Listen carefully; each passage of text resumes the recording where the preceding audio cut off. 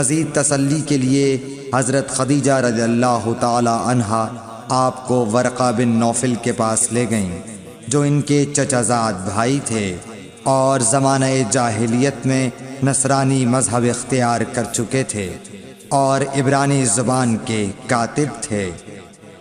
چنانچہ انجیل کو بھی حسب منشاء خداوندی عبرانی زبان میں لکھا کرتے تھے۔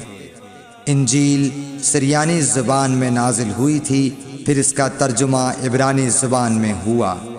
ورقہ اسی کو لکھتے تھے۔ وہ بہت بوڑھے ہو گئے تھے، یہاں تک کہ ان کی بینائی بھی رخصت ہو چکی تھی۔ حضرت خدیجہ رضی اللہ تعالی عنہا نے ان کے سامنے آپ کے حالات بیان کیے اور کہا کہ اے چچا زاد بھائی، اپنے بھتیجے محمد صلی اللہ علیہ وسلم کی زبانی ذرا ان کی کیفیت سن لیجئے۔